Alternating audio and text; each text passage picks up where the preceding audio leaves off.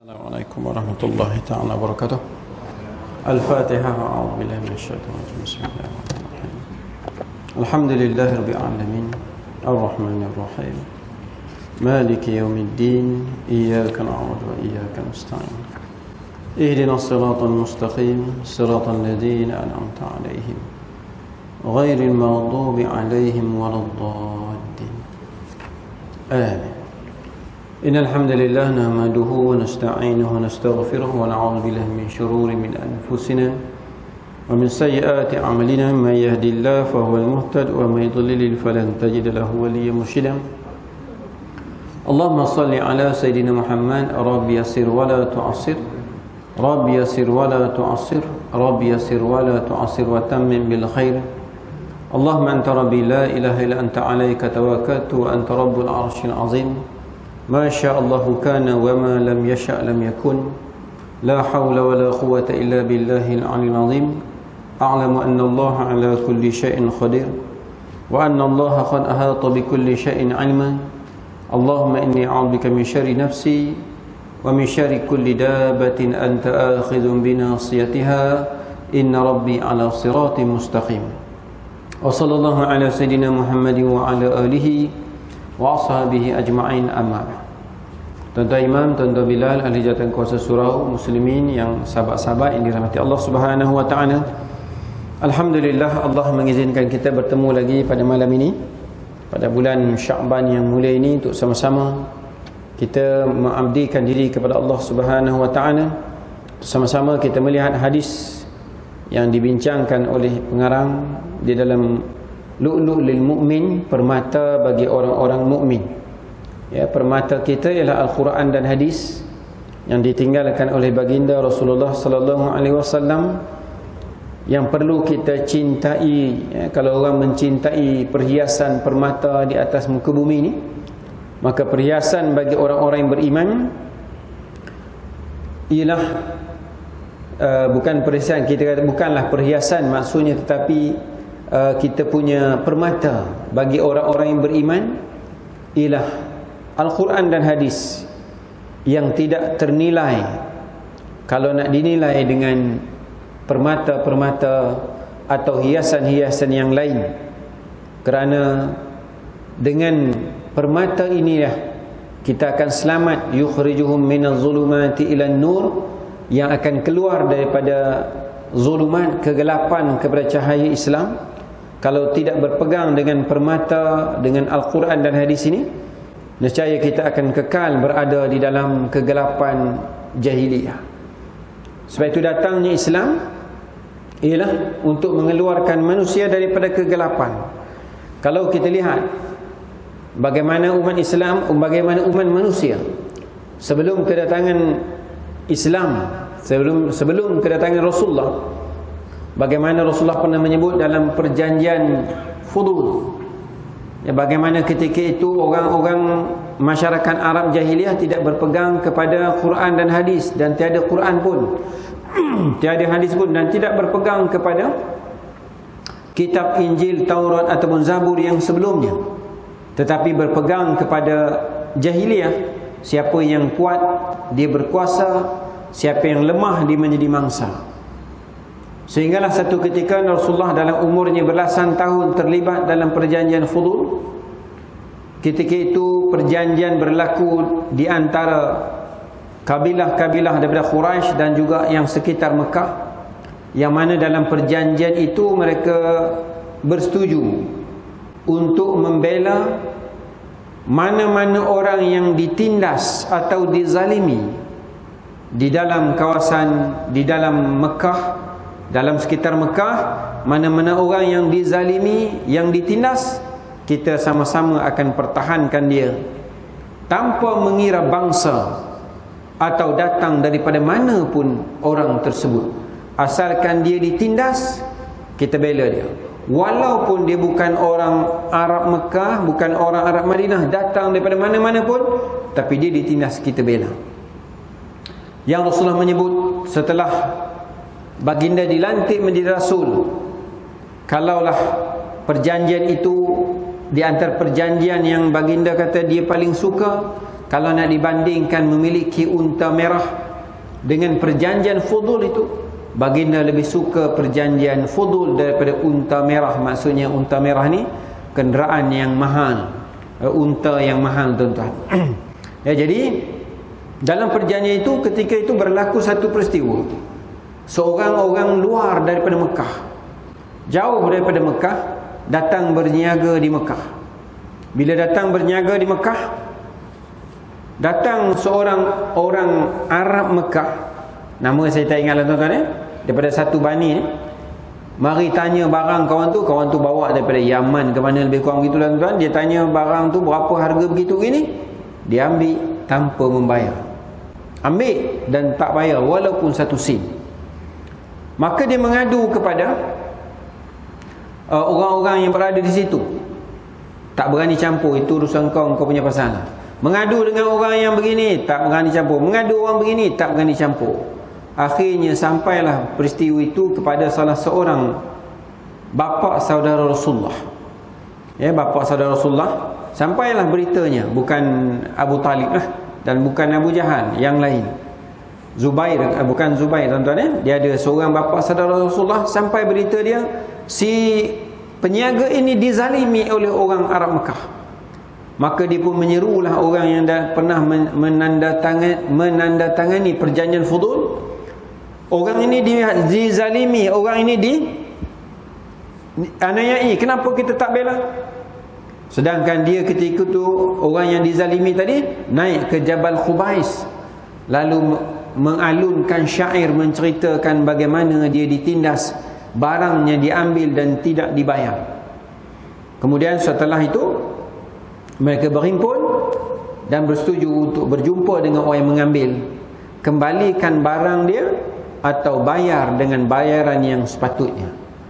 Maka akhirnya dia bersetuju untuk memulangkan kembali barang-barang yang diambil, dan terbelalah orang tersebut walaupun dia bukan daripada orang Mekah. Itu yang Nabi suka sangat perjanjian itu. Kenapa? Sebab ia telah bermula untuk tidak melihat kepada bangsa. Mana-mana orang yang dia dizalimi, walaupun dia bukan bangsa kita, maka kita bela dia. Itu orang Arab jahiliah dulu, dia kira bangsa. Tetapi bila berlaku perjanjian Fudul, bangsa ni tak kira dah. Mana-mana orang dizalimi di Mekah, kita kena bela. Ini nak ceritanya, datangnya Islam, ia lebih luas dan lebih hebat daripada itu. Nak membela manusia, untuk mengeluarkan manusia daripada kegelapan jahiliah, kegelapan pegangan agama, kepada cahaya Islam, untuk menuju keredaan Allah Subhanahu wa ta'ala. Jadi insya-Allah, tuan-tuan, malam ni kita nak melihat tentang bagaimana salah satu yang kita kata tadi, permata Rasulullah yang ditinggalkan kepada kita, lu'lu' lil mu'min, permata bagi orang beriman. Hadis Nabi yang Nabi sebut, kalau tajuknya dia kata, jangan berkhilaf. Jangan berkhilaf, bersalah pendapat, tikam menikam lidah, jangan. Di mana sabda Rasulullah sallallahu alaihi wasallam dalam hadis yang diriwayatkan oleh Ibnu Mas'ud radhiyallahu anhu, la takhtalifu fa inna man kana qablakum ikhtalafu fahalaku. Ya, dan Nabi kata, jangan kamu berkhilaf, berselisih pendapat, kerana sesungguhnya mereka yang sebelum kamu telah berkhilaf. Orang-orang zaman sebelum kita, kata Rasulullah, dah berkhilaf, berselisih pendapat. Apa jadi pada mereka? Fahalaku, mereka binasa. Ini yang juga Nabi sebut kalau dalam hadis 40, kalau tuan-tuan tengok kan, dalam hadis yang berapa tuan-tuan? Hadis yang ke-9 kalau tidak salah kan, yang Nabi kata, wa ma amartukum, apa yang aku perintahkan kamu, fa'tu minhu mastata'tum, kamu buatlah sekadar yang kamu mampu. Wa ma nahaitukum anhu, apa yang aku larang kamu buat, fantahu, tinggalkan. Kemudian Nabi sebut, umat-umat sebelum kamu dia banyak bertanya, maka banyak bertanya itu membawa kebinasaan kepada mereka. Banyak bertanya bukanlah maksud bertanya untuk tahu, tapi bertanya dengan tujuan-tujuan bukan untuk mengetahui dan mendapat ilmu, tapi bertanya dengan tujuan untuk merendahkan orang lain, nak menghina orang lain, maka itu pertanyaan yang membawa kemusnahan pada umat-umat terdahulu. Dalam hadis ini Nabi nak beritahu, kalau itu banyak bertanya, yang ini ikhtalafu, mereka banyak berkhilaf, berselisih pendapat, akhirnya natijahnya, penghujungnya halaku, mereka binasa. Huraian dia, kata pengarang, ikhtilaf pada bahasa ialah tiada sepakat pada sesuatu. Kan orang Melayu dia ada apa, peribahasa ke apa, sepakat membawa berkat. Kan itu kata-kata orang Melayu, sepakat membawa berkat. Dan dalam Islam pun memang kita disuruh waqtasimu, berpegang teguh, berpakat-pakatlah bersama-sama berpegang dengan agama. Jadi dalam orang Melayu tepatlah dia kata sepakat membawa berkat. Kalau kita bercerai, berai, berpisah, maka ia membawa kelemahan. Jadi ikhtilaf maksudnya tiada sepakat pada sesuatu. Kita kata A, dia kata B, orang ni kata C. Berkata Fairuz Al-Abadi, ikhtilaf dan mukhtalafah ialah mengambil setiap jalan atau jalan cara lain daripada jalan atau cara orang lain, sama ada pada keadaan atau perbuatannya. Kata ahli bahasa ni, ikhtilaf ni apa dia? Kita ambil jalan orang lain. Orang kata jalan ni, kita ambil jalan ni. Tuan-tuan, macam Waze lah. Waze kata jalan ni, kita lawan Waze, ikut jalan lain. Kadang-kadang kita betul, Waze tu yang silap tunjuk. Kan? Apa dia? Khilaf. Kadang-kadang memang Waze tu betul, kita juga lawan, kita silap. Tu jalan lain yang diambil daripada orang lain. Tu maksud khilaf, dia kata. Khilaf pula lebih umum daripada lawannya, kerana setiap orang yang berlawanan adalah berkhilaf. Sebaliknya bukan setiap yang berkhilaf itu berlawanan. Tu tuan-tuan, pening sikit itu. Apa dia kata? Khilaf ni lebih umum daripada lawannya, kerana setiap orang yang berlawan adalah berkhilaf. Saya berlawan dengan tuan-tuan, berhujah dengan tuan-tuan, confirm. Sebab apa saya berhujah dengan tuan-tuan? Sebab saya berkhilaf dengan tuan-tuan. Tetapi sebaliknya kata, bukan semua orang yang berkhilaf itu berlawan. Ulama mazhab Syafi'i dengan mazhab Hanafi khilaf dalam bab hukum, dia bukan berlawan. Dia mencari, orang ni faham dalil ni macam ni, orang ni faham dalil ni macam ni, dan mereka tidak pernah berlawan. Itu khilaf. Yang kita kata orang yang khilaf, dia belum berlawan. Tapi orang yang berlawan, memang dia berkhilaf. Macam kita bergaduh lah tuan-tuan dengan jiran sebelah. Khilaf sebab apa? Berkhilaf, ikhtilaf, persilihan sebab apa? Sebab kucing dia berak belah rumah kita.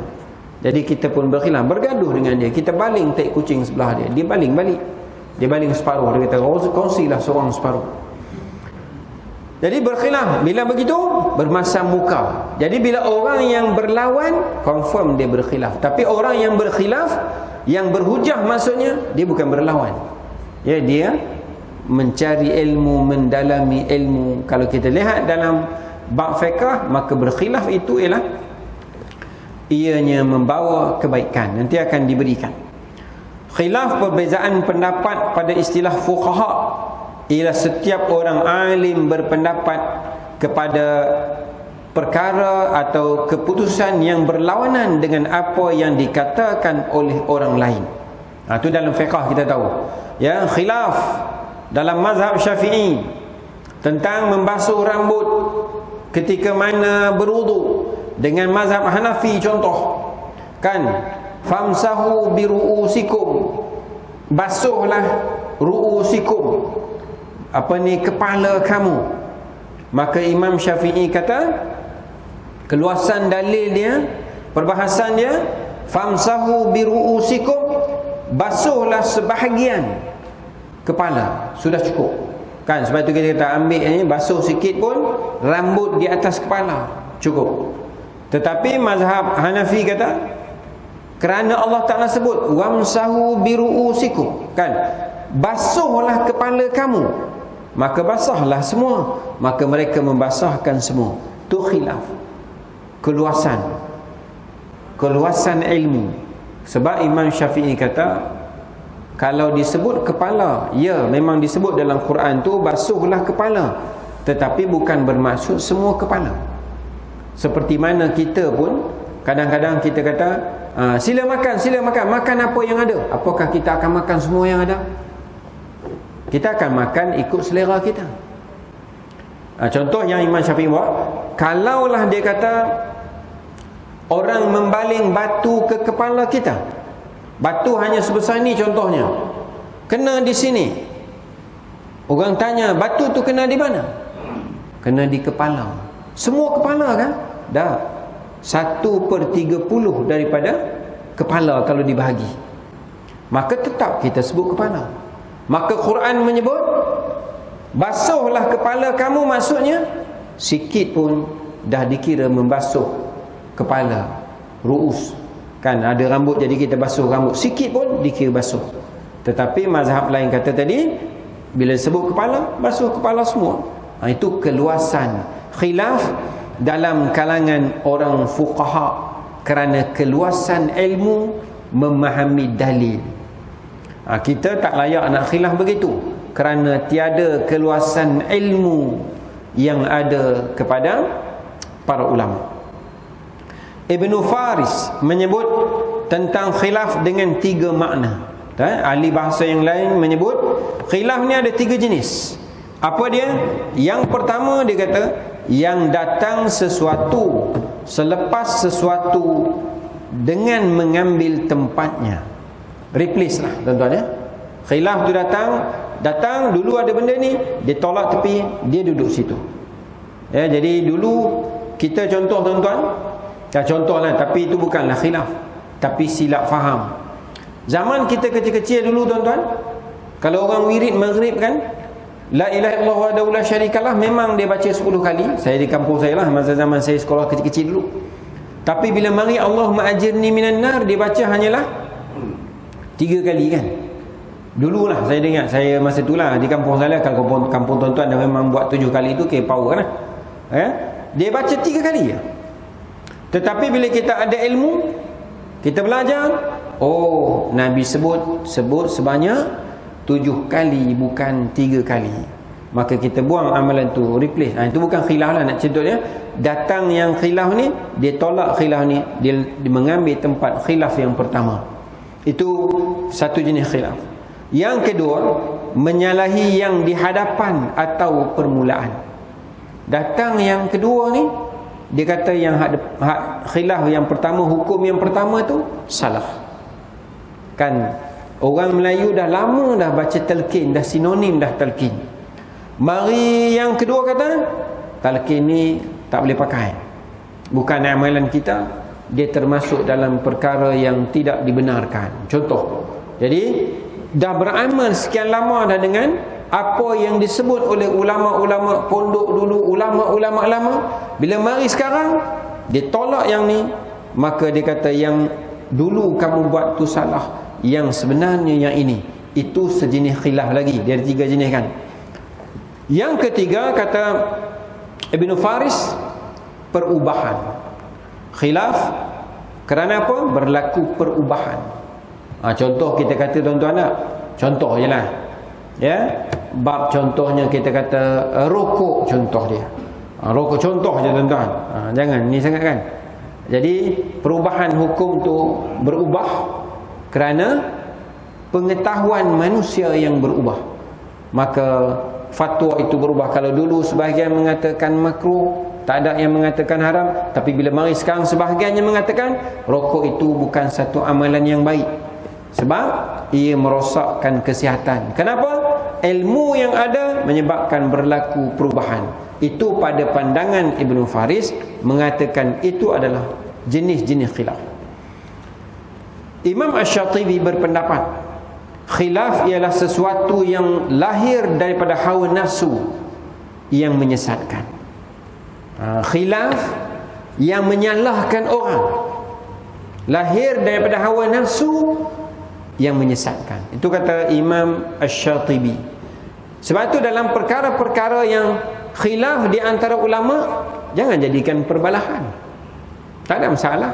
Orang ni nak beramal dengan ulama ini, orang ni nak beramal dengan ulama ini, yang ini dengan ulama ini, silakanlah. Jangan nak menyalahkan kerana kamu tak ikut pandangan yang kami ikut ni, maka kamu adalah sesat dan kamu adalah bid'ah.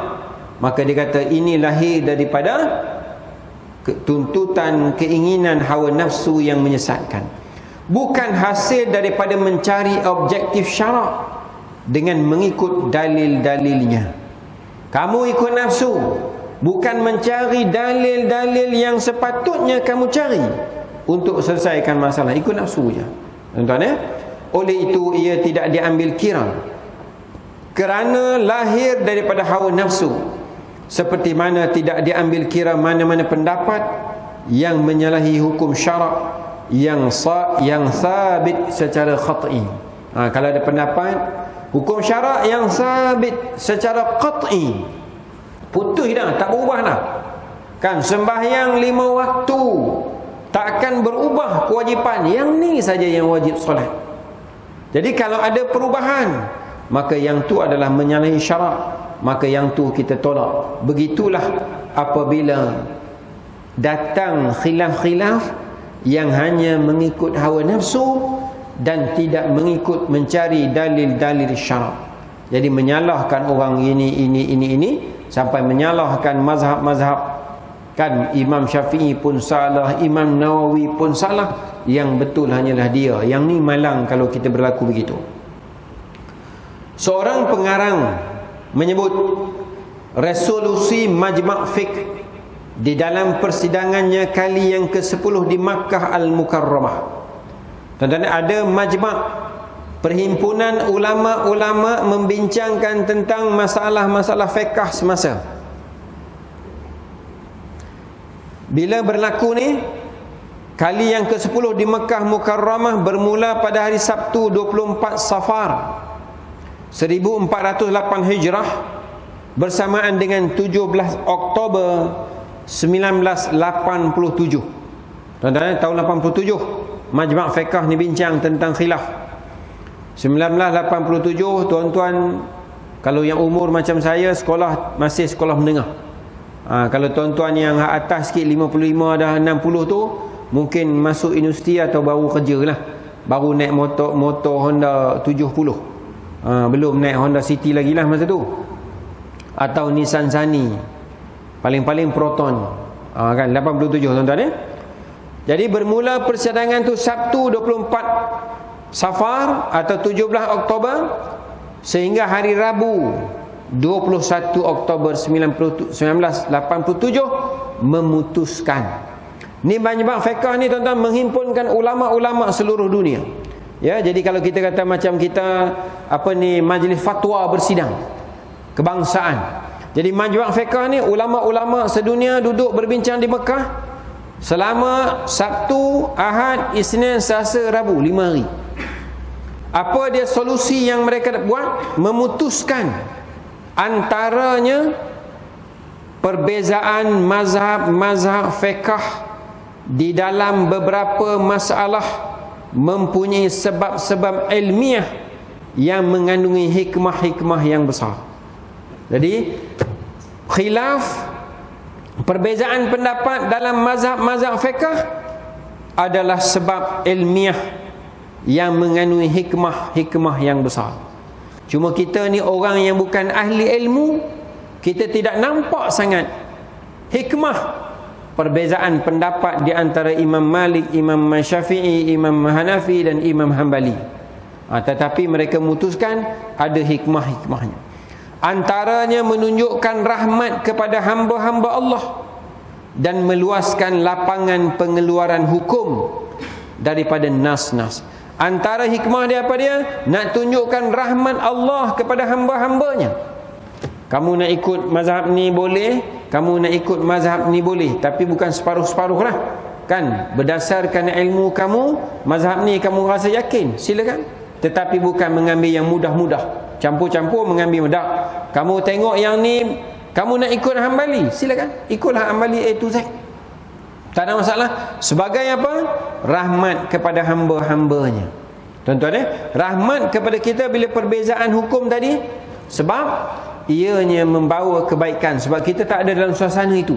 Tuan-tuan pergi misalnya ke negara-negara yang mengamalkan mazhab Hambali atau Hanafi tadi, yang tak ada baca doa kunut, kita pun tak baca, rahmat, ikut je lah kan, tak ada masalah. Nak sujud sawi tak payah lah.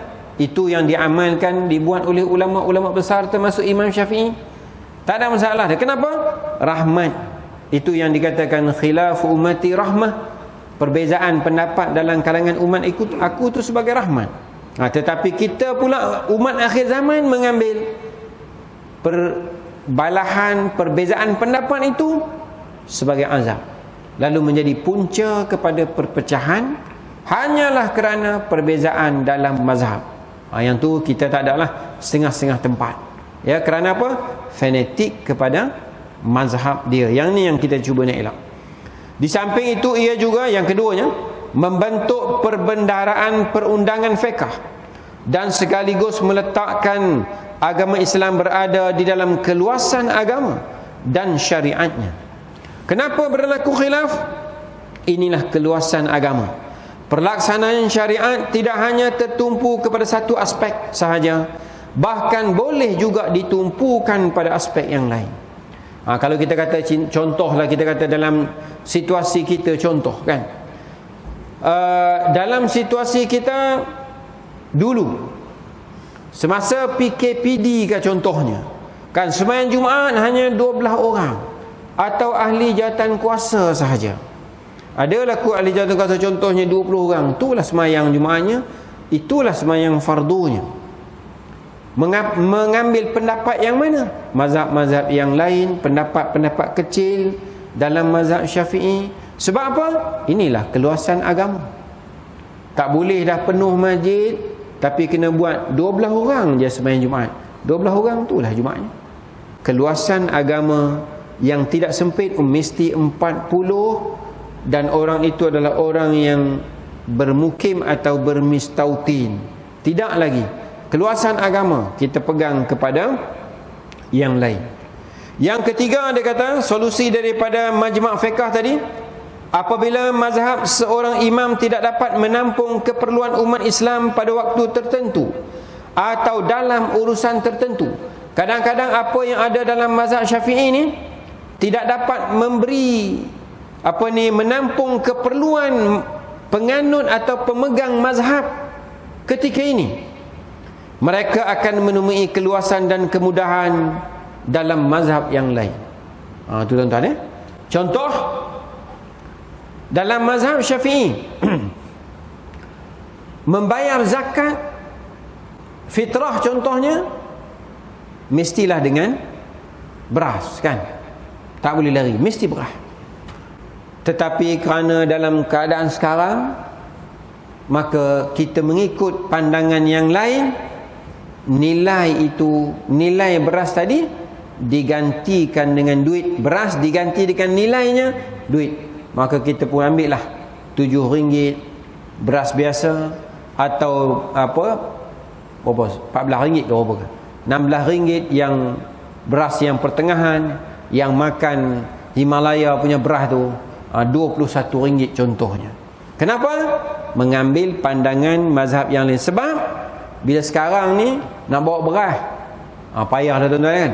Tuan-tuan nak bayar zakat, bawa beras, cari amil, mana amil, okey sekian sipulan amil, semua bandar Putrajaya bawa beras bagi kat dia, penuh beras tu rumah amil, tak keluar dia sembahyang raya. Kenapa?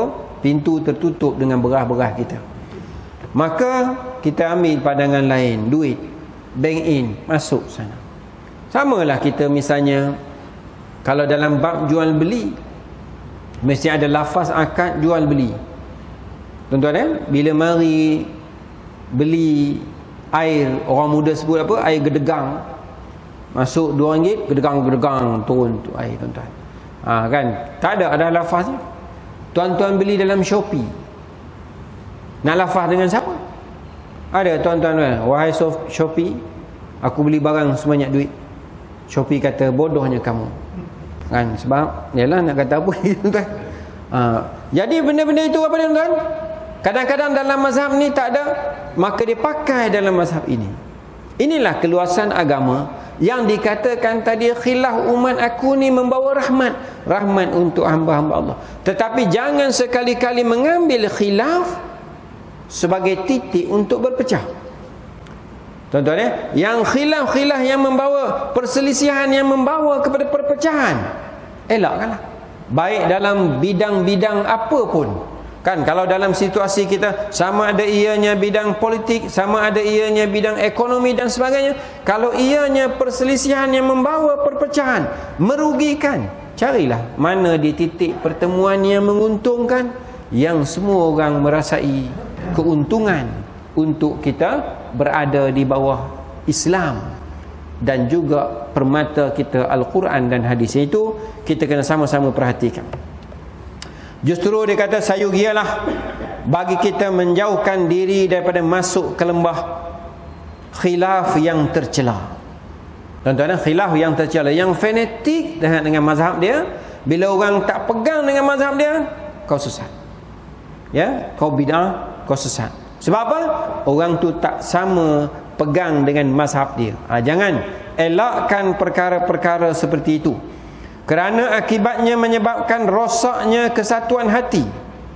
Akibat daripada khilaf tadi merosakkan kesatuan hati dan diganti dengan dendam kesumat dan hasad dengki yang boleh membawa kepada api permusuhan.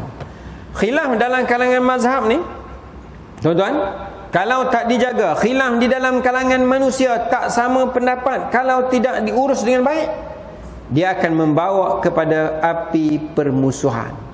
Yang ni nak jaga, tuan-tuan. Bila berlaku permusuhan sesama umat Islam, maka yang untungnya adalah orang yang bukan Islam mengambil peluang dengan apa sahaja yang mereka boleh ambil, sama ada di sudut politik, ekonomi, sosial dan sebagainya. Sebab kita bergaduh sesama sendiri. Bukan sekadar itu, tetapi juga kepada pembunuhan, peperangan, pertumpahan darah dan akibat-akibat lain yang buruk. Sebab apa? Hanya kerana kita berselisih disebabkan perkara-perkara yang khilaf dalam kalangan ulama khususnya.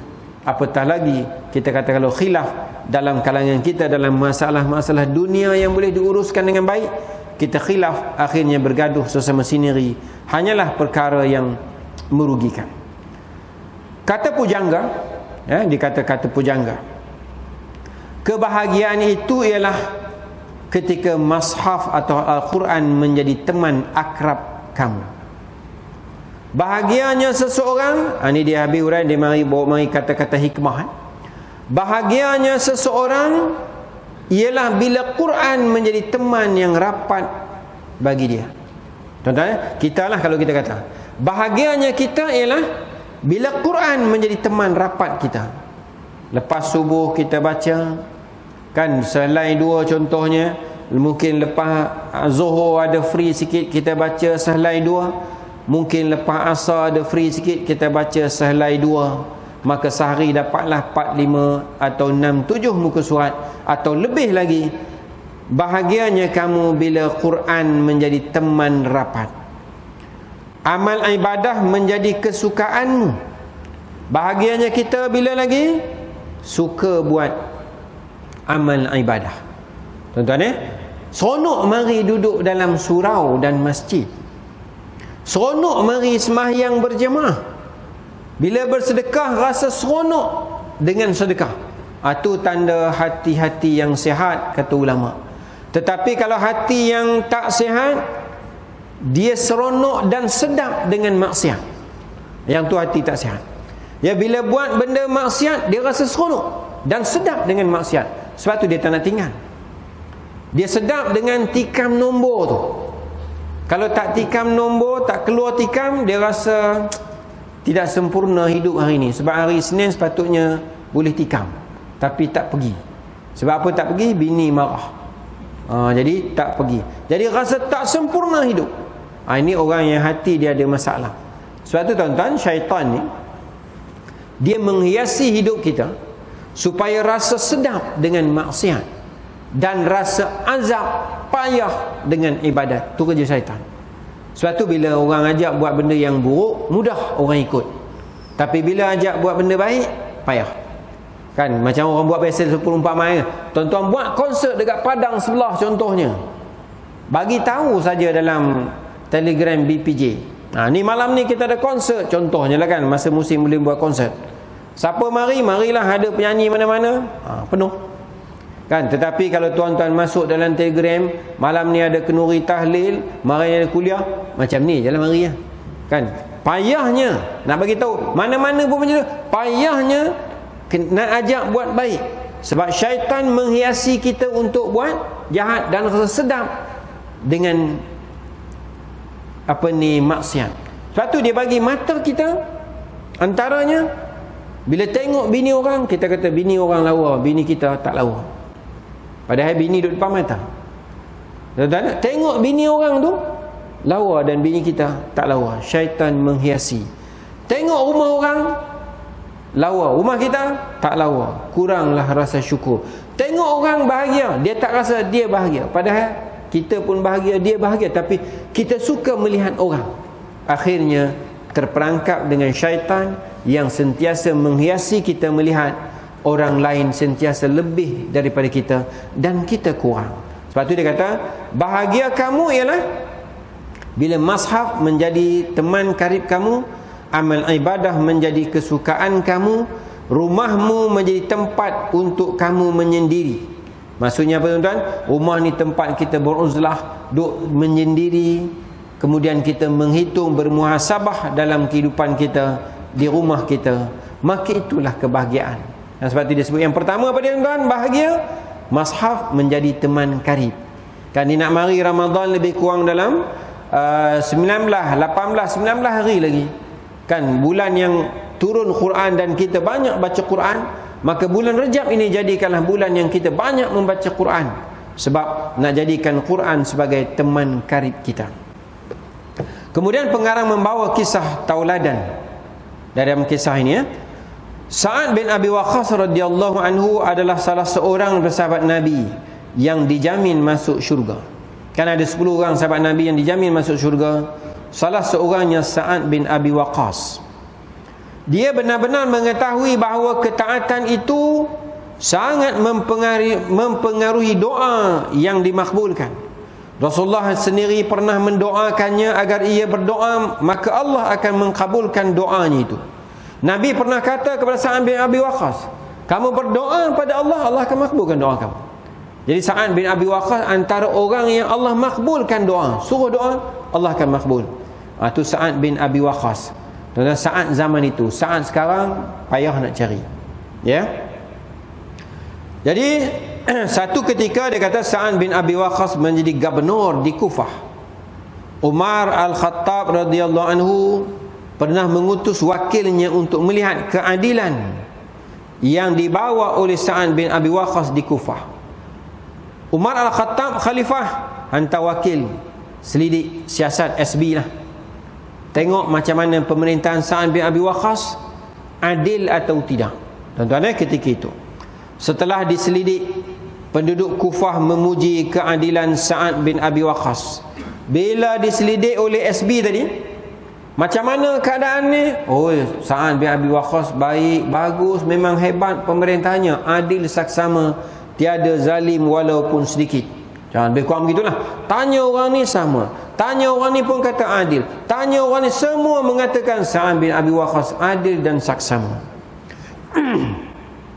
Namun mereka kemudian SB yang dihantar oleh Umar Al-Khattab singgah ke sebuah masjid yang terletak di sebuah kampung Bani Abbas.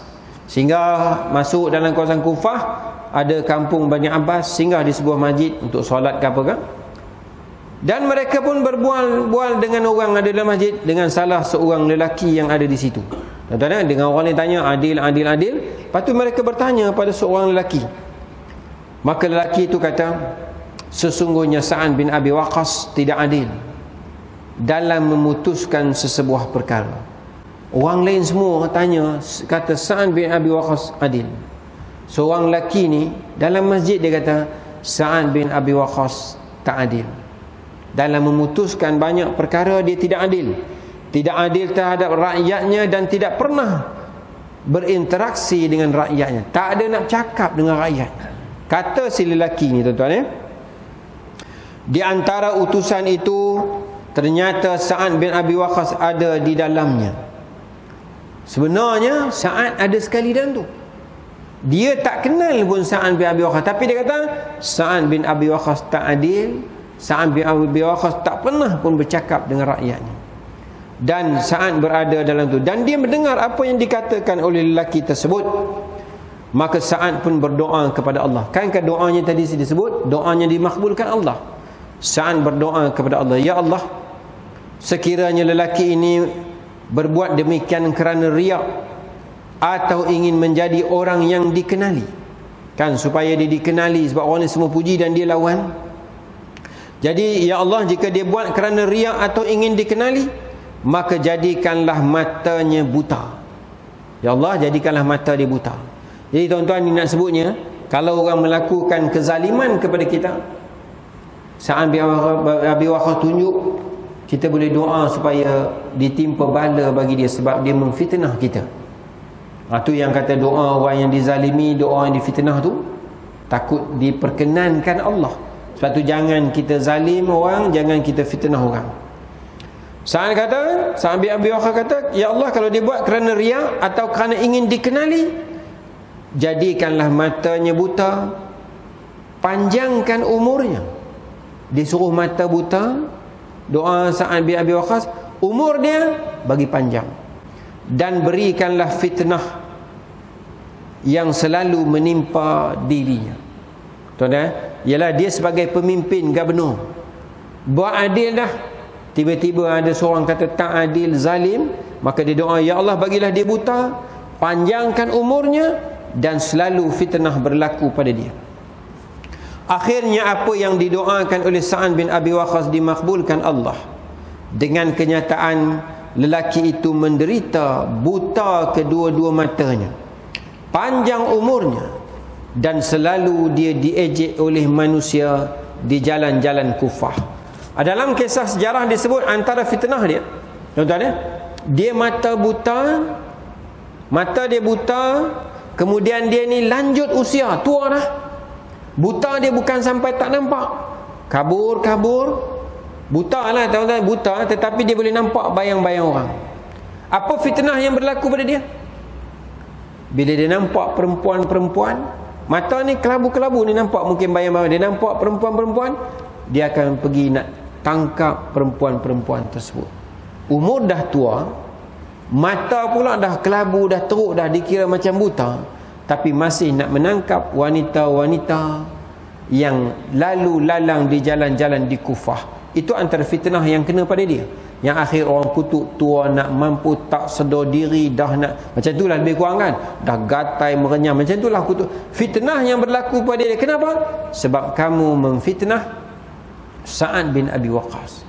Jadi tuan-tuan, sebab itu kita kata dalam bab menzalimi orang, memfitnah orang, jangan kita terlalu laju, kan, sebarkan fitnah orang, atau kita menjadi penyebab kepada orang lain dizalimi, yang akhirnya nanti kalau orang tu berdoa kepada Allah, Allah makbul, dan kita jadi orang yang seperti yang diminta oleh orang yang kita zalimi. Jadi jaga-jagalah diri kita, jangan menzalimi orang, jadikanlah kita hamba Allah yang sentiasa melakukan kebaikan. Jadi tuan-tuan dan puan-puan, sahabat-sahabat yang dirahmati Allah Ta'ala, lebih kurang begitulah, isyak dah masuk dah, lebih kurang begitulah sebagai peringatan kita pada malam ini. Semoga memberi kebaikan. Saya mohon maaf kalau salah dan silap. Semoga Allah mengampunkan dosa-dosa kita. Wallahu a'lam bissawab. Wassalamualaikum warahmatullahi wabarakatuh. Bismillahirrahmanirrahim. Alhamdulillahi alamin, hamdan hamidin, hamdan syakirin, hamdan yuafi ni'amahu wa yukafi mazidah. Ya Rabbana lakal hamdu kama yanbaghi li jalali wajhika wa 'azimi sultanik. Allahumma arinal haqqa haqqan warzuqna ittiba'ahu wa arinal batila batilan warzuqna ijtinabah. Rabbana atina fid dunya hasanah fil akhirati hasanah wa qina 'adzaban nar. Walhamdulillahi rabbil alamin.